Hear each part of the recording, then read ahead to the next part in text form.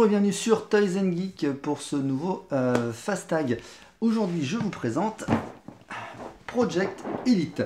Project Elite est un jeu de Konstantinos Kokkinis et de Sotirios Tsantilas. C'est un jeu pour 1 à 6 joueurs pour des parties d'environ 60 minutes. C'est édité par Kuminernot et c'est distribué par Funforge. Dans Project Elite, vous incarnez une bande de mercenaires terriens et vous devez en fait faire face à une invasion extraterrestre pour sauver la Terre.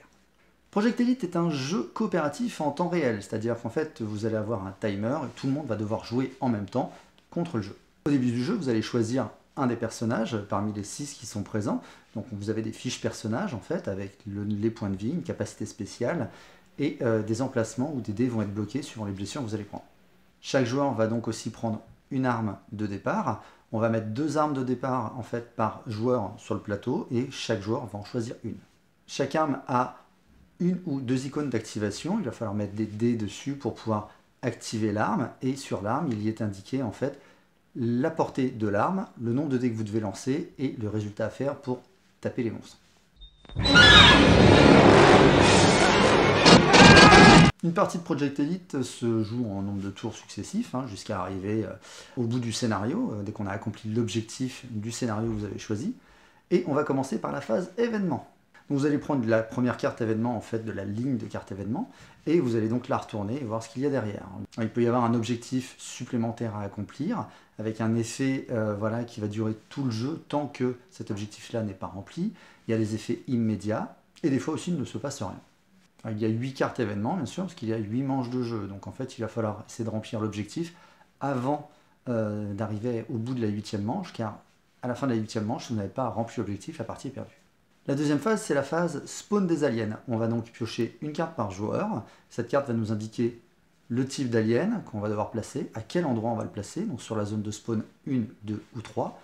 Et selon la difficulté choisie, on va aussi piocher des cartes boss. Donc des boss vont arriver sur le plateau, donc les boss ont des capacités bien spéciales, s'activent en général tout de suite dès qu'ils arrivent, et sont souvent plus balèzes en fait que les aliens lambda. Ensuite arrive la phase d'action, c'est le cœur du jeu, c'est là où tout le monde va s'activer. Tous les joueurs en fait vont jouer en même temps. Vous avez 2 minutes grâce à un timer en fait qui va tourner. Vous allez pouvoir lancer vos dés autant que vous le souhaitez afin d'activer des armes, de vous déplacer, de pouvoir fouiller et de tuer des aliens. Donc lorsque vous lancez vos dés, dès que vous avez une icône de déplacement, vous allez pouvoir déplacer votre joueur d'une case. Sinon, si vous avez 2 dés de déplacement, vous allez pouvoir vous déplacer 2 cases.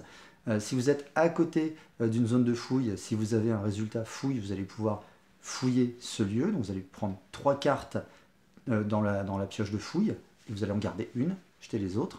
Vous allez aussi pouvoir activer vos armes. Selon les dés que demande votre arme, en fait, vous allez pouvoir les poser dessus. Une fois que la carte est remplie, dès que s'il y a 2 icônes sur votre carte arme et que vous avez posé vos 2 dés dessus, vous allez pouvoir activer votre arme. C'est là que vous allez donc prendre vos dés de tir. Vous allez donc lancer 1, 2 ou 3 dés selon ce que l'arme demande, et selon les résultats, vous allez pouvoir buter des aliens ou pas. Il y a aussi des déplacements en rouge, en fait il y a un petit symbole rouge, et lorsque vous avez ce résultat là, avant de pouvoir relancer ce dé, vous allez devoir déplacer un alien. Donc si vous avez 2 résultats rouges, il faut déplacer 2 aliens, 3 rouges, etc., etc. Les aliens se déplacent en suivant les flèches qu'il y a sur le plateau, et lorsqu'un alien doit avancer et qu'il y a un autre alien devant lui et qu'il n'a pas le choix, en fait, il est obligé de pousser l'alien qui est devant lui, qui va donc avancer sur la case suivante et qui peut aussi pousser un autre alien, etc., etc. Donc en bougeant un alien, des fois on peut en faire bouger beaucoup plus. Lorsque vous arrivez à tuer un boss, vous allez pouvoir vous emparer de son arme. Donc vous allez piocher une carte arsenal alien, du coup cette carte va pouvoir vous servir plus tard dans la partie. Une fois les 2 minutes écoulées, tout le monde s'arrête de jouer, bien sûr, tout le monde arrête de lancer ses dés, et on va passer à l'activation des aliens. Donc on va commencer par activer les capacités de chaque alien, parce que chaque alien a une capacité bien spéciale, que ce soit les aliens de base ou les boss, et ensuite on va résoudre les déplacements. Chaque alien se déplace différemment, et bien sûr il y a des cartes de référence qui indiquent de combien de cases se déplace chaque alien, et donc du coup vous allez les avancer comme ça, en suivant les flèches qu'il y a sur le plateau. En gardant en tête en fait que si un alien avance mais qu'il ne peut pas avancer, il va pousser celui qui est devant, qui va pousser celui qui est devant, etc. etc. Et s'il arrive à pousser un héros, du coup ce héros prend une blessure. Ensuite on passe à la fin de la manche, donc on vérifie si on a gagné ou perdu la partie. Si on a gagné la partie, le jeu s'arrête et c'est génial, tout le monde a gagné. Si aucune des conditions n'est remplie, bah, du coup on réinitialise les jetons fouilles, on récupère tous ces dés et on repart pour une nouvelle manche. Et si on a perdu, bon, bah, voilà, la partie s'arrête et on n'a plus qu'à recommencer.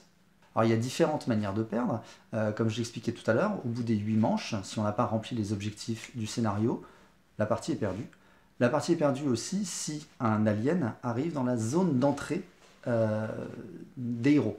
La partie est également perdue si un héros meurt, juste un, et tous les autres perdent la partie. Alors du coup, Project Elite est donc un jeu coopératif, comme je vous l'avais dit, en temps réel, en fait, ce qui veut dire que vous avez tous 2 minutes et tout le monde joue en même temps. Donc vous résolvez vos actions en fait de votre côté. Vous avez le droit de parler en même temps. C'est très très très rapide et très frénétique dans la mesure où vous allez lancer le plus de dés possible pour avoir les résultats que vous souhaitez, pour pouvoir vous déplacer, buter les monstres pour éviter qu'ils avancent de trop et que vous puissiez avancer suffisamment pour pouvoir atteindre les objectifs qui sont sur le plateau. Donc voilà, tout ça en 2 minutes top chrono, donc c'est hyper stressant, ça va très très vite et on a très peu le temps de regarder ce que font les autres. On peut communiquer, hein, bien sûr, il faut beaucoup se parler, voilà, on crie des fois de temps en temps, mais voilà. Mais tout ça se fait en même temps. Je vous remontre une dernière fois la boîte de Project Elite. Je vous rappelle, c'est donc édité par Cool Mini Note et distribué par Funforge. Merci d'avoir regardé cette vidéo. N'hésitez pas à liker, commenter et partager comme d'habitude. Et on se retrouve très bientôt pour un nouveau Fast Tag. Tchou!